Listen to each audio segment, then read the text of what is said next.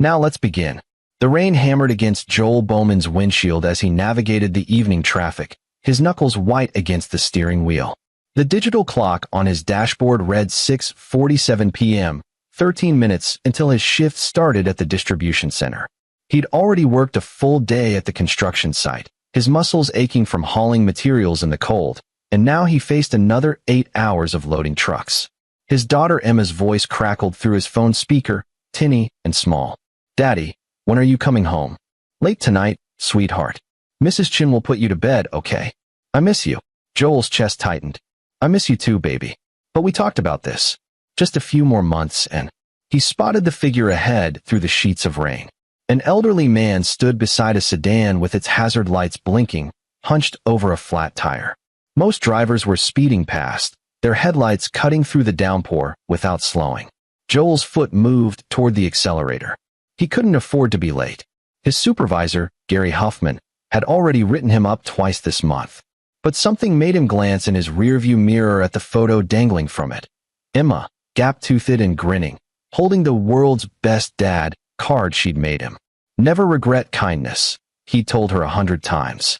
It was what his own father had taught him before the factory accident took him. Joel pulled over. "Emma, I have to go? Be good for Mrs. Chun." The old man looked up as Joel approached, rain soaking through his jacket within seconds. He had kind eyes, weathered skin, and hands that trembled slightly as he gripped a tire iron. "Let me help you with that, sir," Joel said. "Oh, I couldn't ask you to," Glenn Hooper started, but Joel was already kneeling beside the tire. "No asking needed.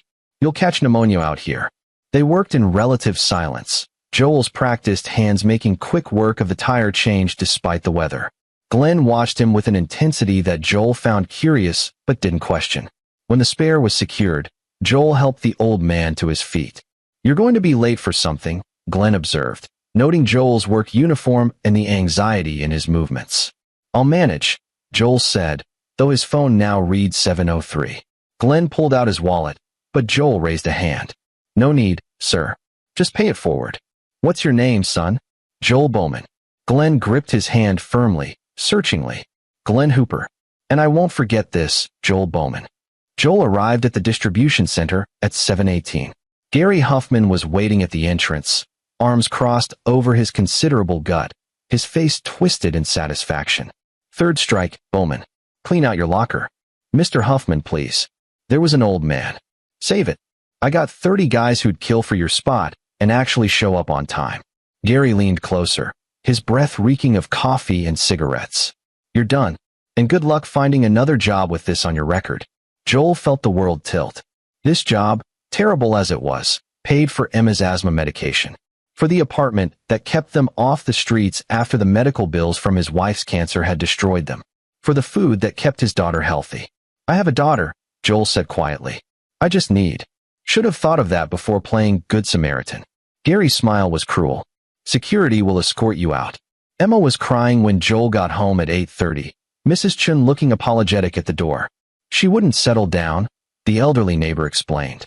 "Kept asking for you."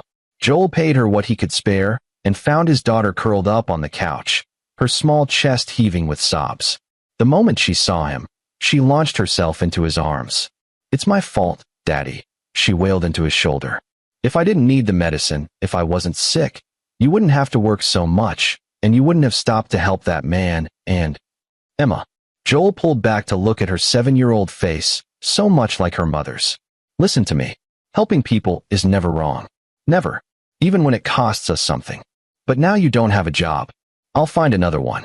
He forced certainty into his voice he didn't feel. "We're Bowmans. We don't quit, remember?" She nodded against his chest, her breathing finally steadying. Joel held her until she fell asleep, then carried her to the bedroom they shared. He took the couch, giving her the only bed. He stared at the water-stained ceiling, doing math that didn't add up no matter how he calculated it. 2 weeks until rent. Emma's medication refill in 5 days. The electric bill already overdue. He had $247 in checking and another $89 in an envelope under the floorboard. Joel had survived worse. After Sarah died 3 years ago, leaving him with a mountain of medical debt and a 5-year-old daughter, he'd learned to stretch dollars and find work wherever he could. Construction paid under the table sometimes, which helped. He'd find something. He had to. The next morning, Joel was filling out applications at a diner when his phone rang. A number he didn't recognize. Mr. Bowman? The voice was professional, female. This is Naomi Post from Hooper and Associates. I'm calling about Glenn Hooper. Joel's stomach dropped. Is he okay? A pause. I'm afraid Mr. Hooper passed away last night. A heart condition he'd been managing for some time. But before he died, he made some arrangements. He spoke very highly of you. I only met him once, Joel said, confused. Sometimes once is enough. Mr. Hooper was an excellent judge of character. Could you come to my office tomorrow at 10? There's something he wanted you to have. Joel spent the next day in a fog of job applications and growing dread about the meeting. Whatever Glenn had left him, if anything, it couldn't be much. The old man had been driving a 15-year-old sedan. Naomi Post's office was in a modest building downtown. She was a woman in her 50s with sharp eyes and an appraising manner.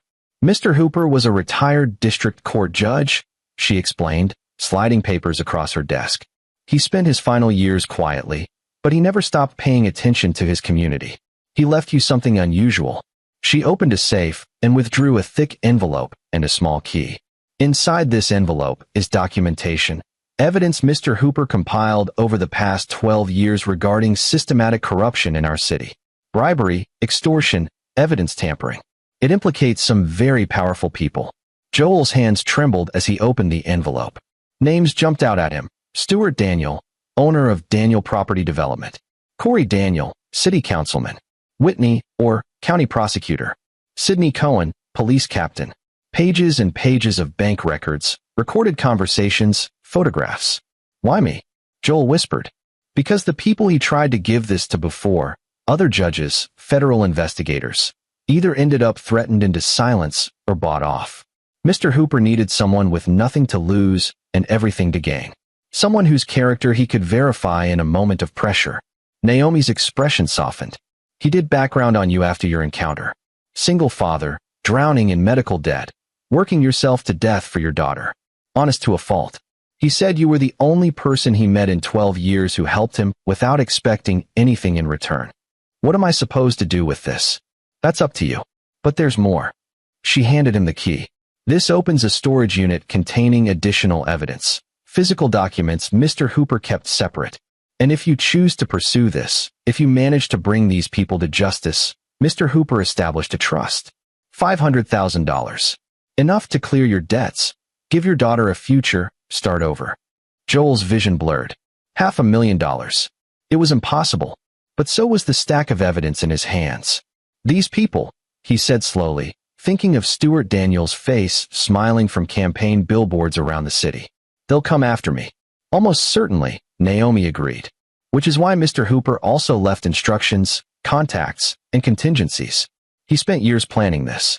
But I won't lie to you, Mr. Bowman. This is dangerous. Joel thought of Emma, of the medicine running low, of the eviction notice that would come if he didn't find work soon. Then he thought of Sarah, who'd spent her last months in agony because their insurance had denied her treatment. Denied it because someone in an office decided profit mattered more than her life. These were the people who built a world where helping someone change a tire could cost you everything. Tell me what I need to do, Joel said. Joel spent 3 days studying Glenn's evidence before he understood the scope of what he was facing. The corruption network wasn't just a few bad actors. It was an ecosystem.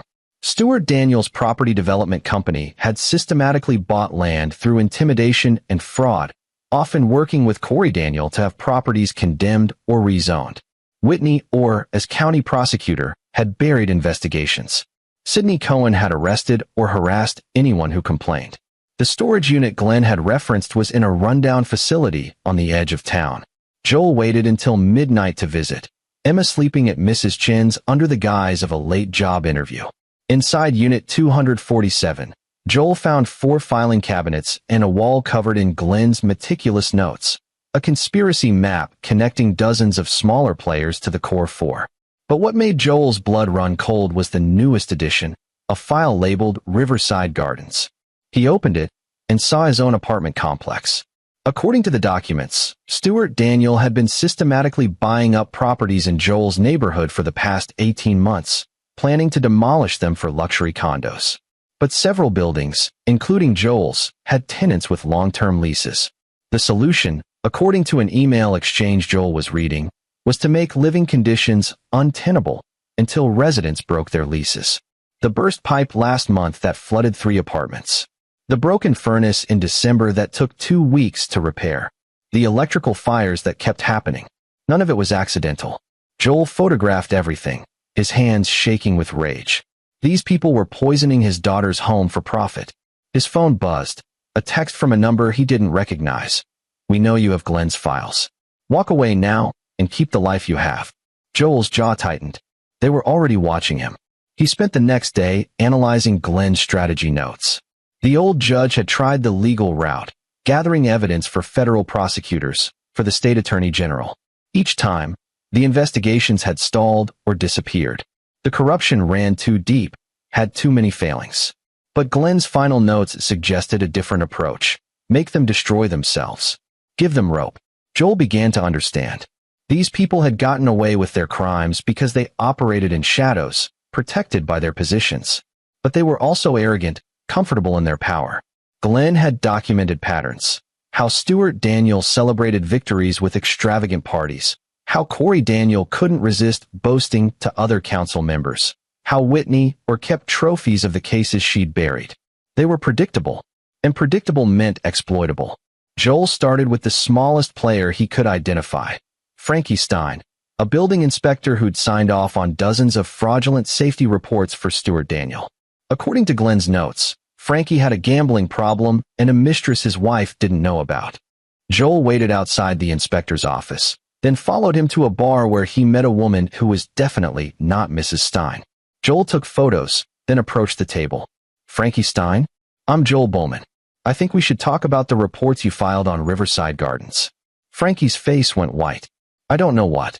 Joel placed a photo on the table, one of Glenn's, showing Frankie accepting an envelope from Stuart Daniel. "I have 2 years of documentation. I also have these photos from tonight. Here's what's going to happen. You're going to tell me everything about how Stuart's operation works. In exchange, your wife never sees these, and when this goes public, I'll make sure prosecutors know you cooperated." "They'll kill me," Frankie whispered.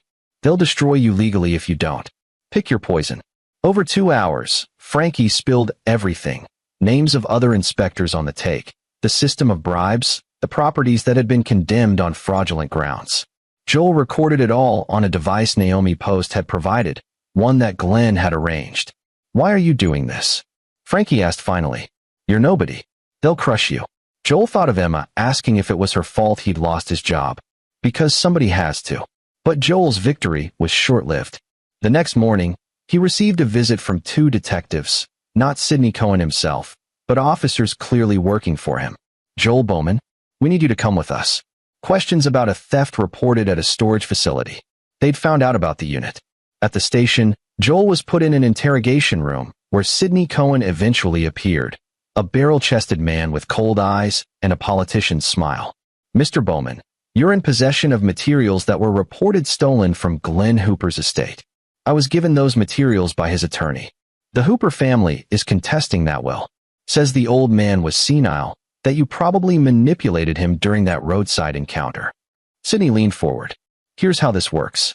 You turn over everything, files, recordings, copies, and we forget this happened. You get a little money for your trouble and go back to your life.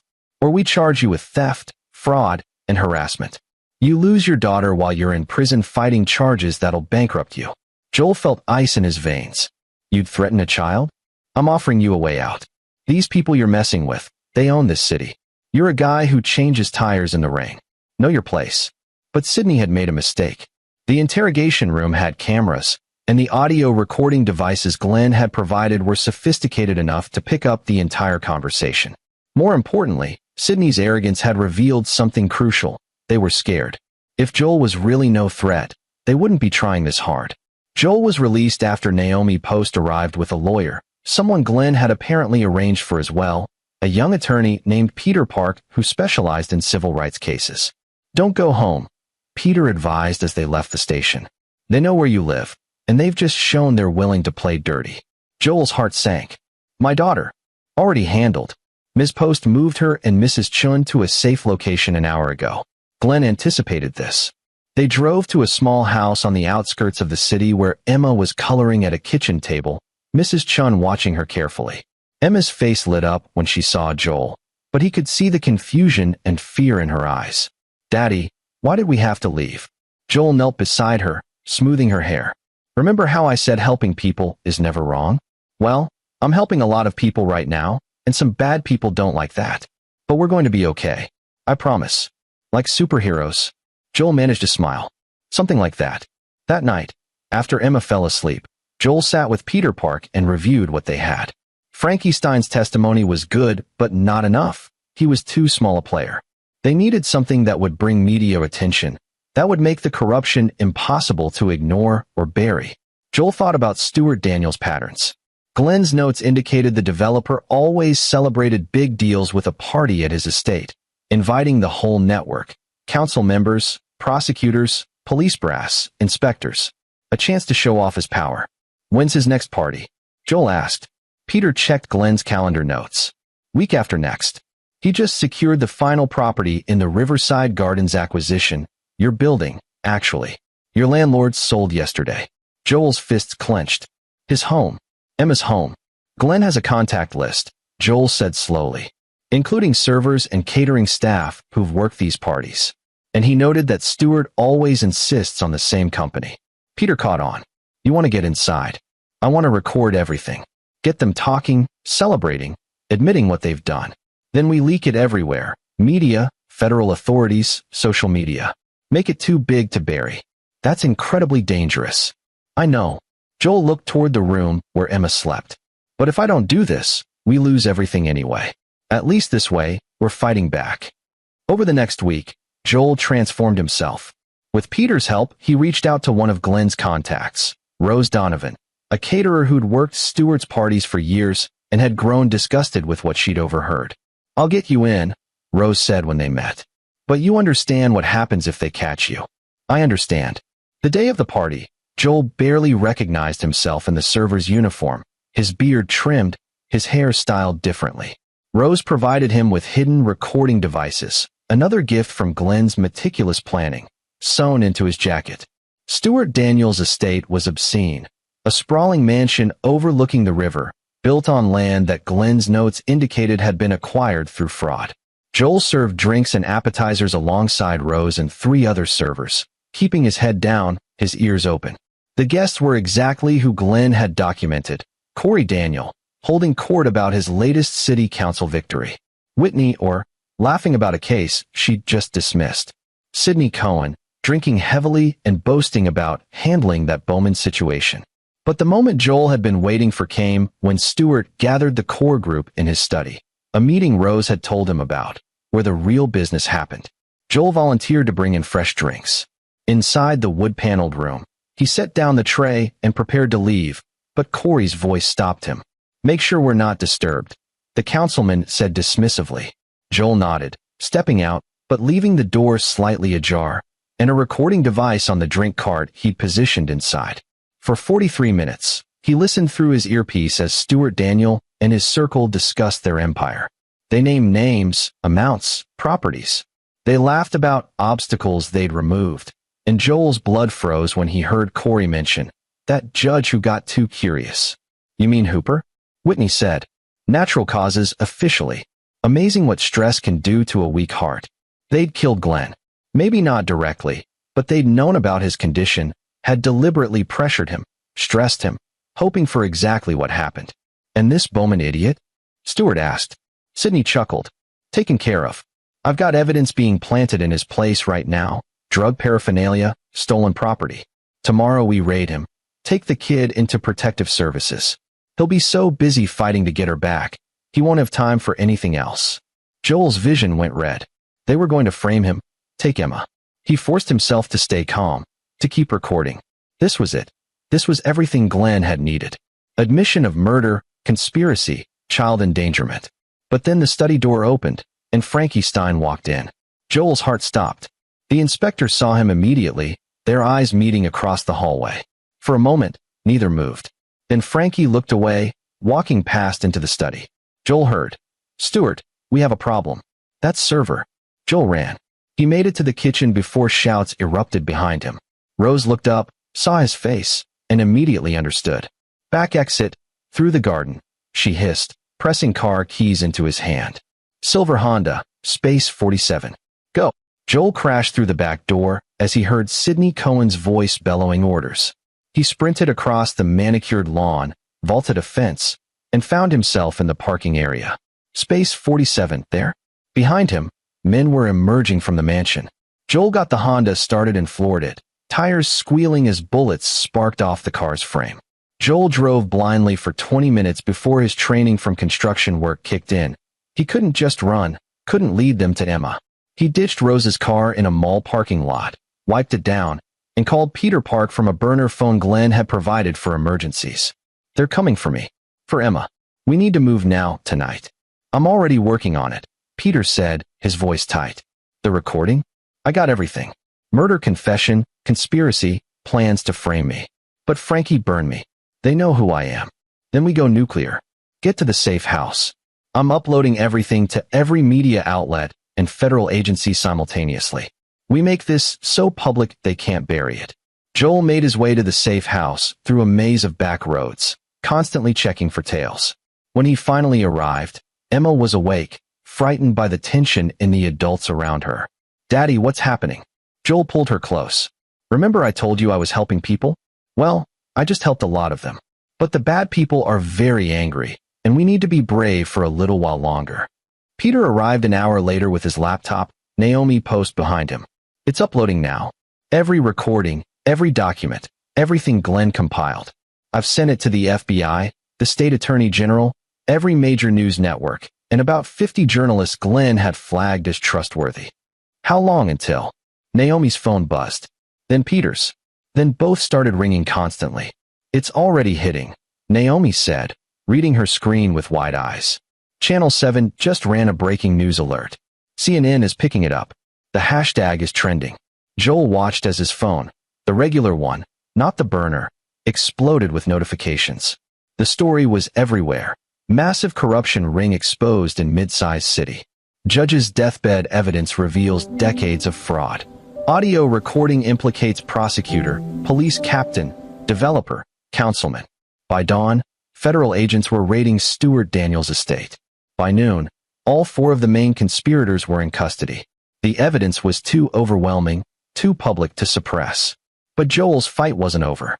3 days later, he sat in a federal courtroom as Sidney Cohen's lawyer tried to have the recordings thrown out as illegally obtained. But Peter Park had done his homework. Glenn had done his homework. Every recording had been made with consent from at least one party, Rose, who owned the catering company and had access to the estate, or in places where there was no expectation of privacy. More importantly, once the initial arrests hit the news, witnesses started coming forward. People Stuart had defrauded. Families Sidney had threatened. Council members Corey had extorted. The corruption had touched hundreds of lives, and now they all wanted justice. Joel testified about Glenn's final wishes, about the encounter in the rain, about what he'd found in the storage unit.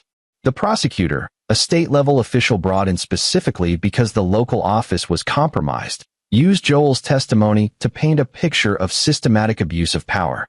But the defense tried to paint Joel as an opportunist, someone who'd manipulated a dying old man and fabricated evidence for money. "Isn't it convenient," Stuart Daniels' attorney sneered, "that you, a desperate man drowning in debt, just happened to help a wealthy judge who just happened to make you his heir?" Joel met the lawyer's eyes steadily. "I helped an old man in the rain because it was the right thing to do. I didn't know who he was. I didn't expect anything. That's the whole point. Glenn Hooper wanted someone who'd do the right thing without expecting a reward. He found that person. And the $500,000 trust? That's not a reward. That's compensation for turning my life upside down to finish what he started. For putting my daughter at risk to expose people who've been poisoning this city for decades." Joel leaned forward. "You want to talk about money? Let's talk about how your client made $70 million through fraud and intimidation. Let's talk about the families he destroyed, the homes he stole, the lives he ruined. $500,000 to make that right seems like a bargain." The courtroom was silent. In the end, the evidence spoke for itself. The recordings, the documents, the testimony of dozens of victims and participants who'd flipped for immunity. The trial took 6 weeks, but the verdict was never in doubt. Stuart Daniel, guilty on 47 counts, including racketeering, fraud, bribery, and conspiracy to commit murder. 30 years. Corey Daniel, guilty on 32 counts. 25 years. Whitney, or guilty on 28 counts, including obstruction of justice and evidence tampering. 20 years. Sidney Cohen, guilty on 39 counts, including conspiracy to commit murder, abuse of power, and intimidation. 28 years. Joel watched from the gallery as they were led away in handcuffs, Stuart's face purple with rage, Sidney's cold mask finally cracking into fear. They'd been untouchable gods of their small domain, and now they were just criminals facing justice. But for Joel, the moment that mattered most came 2 weeks after the verdict. The trust Glenn had established was released. $500,000, minus legal fees and taxes, left Joel with $412,000. Enough to pay off Sarah's medical debt. Enough for a down payment on a real house with a yard where Emma could play. Enough for her college fund. Enough to breathe. Joel stood in front of Glenn Hooper's grave with Emma beside him, holding a bouquet of flowers she'd picked herself. Was he a good man, Daddy? Emma asked. The best kind, Joel said. He spent his whole life trying to help people, and when he couldn't do it anymore himself, he found someone who could. Like you. Joel knelt beside his daughter. Like us. You know why I stopped to help him that night? Because you taught me to. Every time you share your toys, even when you don't want to, every time you help Mrs. Chun, even when you're tired, you remind me what matters. Glenn saw that. He saw you in me. Emma placed the flowers on the grave. I miss Mommy, but I think she'd be proud of you. Joel's eyes burned. I think so too. They stood in silence for a moment. Then Emma tugged his hand. Can we go home now? Our real home. Their new house was modest, but theirs, a 3-bedroom with a small yard in a neighborhood where kids played in the streets and neighbors knew each other's names. Joel had used some of the money to start a small contracting business, specializing in honest renovation work. Word had spread about what he'd done, and there was no shortage of people who wanted to hire the man who'd stood up to corruption. Peter Park had become a friend, often stopping by for dinner with updates on the continuing investigations. Glenn's evidence had opened up cases in 3 other cities, revealing a network even larger than they'd initially thought. Naomi Post had helped Joel establish a foundation in Glenn's name, supporting families struggling with medical debt. It felt right, a way to honor both Glenn and Sarah. But the moment Joel cherished most came 3 months after the verdict. He and Emma were in their new backyard, planting a garden, when Emma suddenly stopped digging. Daddy, do you think we'll ever help someone like Glenn helped us? Joel looked at his daughter, dirt smudged on her cheek, her eyes bright with hope and possibility. He thought about how close they'd come to losing everything, how one act of kindness had changed their entire lives. I think we already do, sweetheart. Every single day. That's what Glenn taught me. Kindness isn't about grand gestures. It's about seeing someone who needs help and choosing to stop, even when it's hard, even when it costs you something. Like changing a tire in the rain? Exactly like that. Emma grinned and went back to digging. Joel watched her, this beautiful, brave little girl who'd survived so much loss and fear, and he understood what Glenn had really given him. It wasn't the money, though that had saved them. It wasn't even the justice, though that had been necessary. It was the reminder that in a world that often felt designed to grind down good people, choosing kindness was an act of rebellion. That helping someone, expecting nothing in return, could create ripples that changed everything. Joel's phone buzzed, a text from Rose Donovan, who testified against Stewart and was now expanding her catering business with Joel's help. Just booked the mayor's holiday party. Guess the new administration likes honest vendors. Thanks for everything. Joel smiled. The old network of corruption was being replaced, slowly, by people who'd been waiting for their chance to do things right. Glenn had known that exposing the darkness would let in light. As the sun set over their new backyard, painting the sky in shades of orange and gold, Emma started singing, some song from school about planting seeds and watching them grow. Joel joined in, his voice rough but happy. He thought about Glenn Hooper's last words to him. I won't forget this, Joel Bowman. But it was Joel who would never forget. The old man who'd seen something worth saving in a tired construction worker who stopped to change a tire in the rain. Who'd trusted him with a mission that had seemed impossible. who'd given him not just money, but purpose. That night, as Joel tucked Emma into bed in their new home, she looked up at him with serious eyes. "Daddy, if you saw someone who needed help tomorrow, would you stop?" Joel thought about it honestly, about the risks, the costs, the way kindness had upended his entire life. "Yes," he said finally. "Every time. Because that's who we are." Emma smiled and closed her eyes, safe and loved in a home they truly owned, in a life they'd fought for and earned. Joel stood in the doorway watching her breathe, this small perfect person who was his whole world. He'd been a single dad working 2 jobs, drowning in debt, barely surviving. Now he was a business owner, a homeowner, a man who'd brought down an empire of corruption. But more than any of that, he was someone who'd stayed true to what his father had taught him, what Glenn had seen in him, what he was teaching Emma: never regret kindness. Outside, the rain started falling again, pattering against the windows of their warm, safe home. Joel listened to it and smiled, remembering another rainy night, another choice, another moment when he decided that doing the right thing mattered more than convenience. He'd do it again, 1,000 times over. And somewhere, he liked to think Glenn Hooper knew that and was proud. This is where our story comes to an end. Share your thoughts in the comments section. Thanks for your time. If you enjoy this story, please subscribe to this channel. Click on the video you see on the screen, and I will see you there.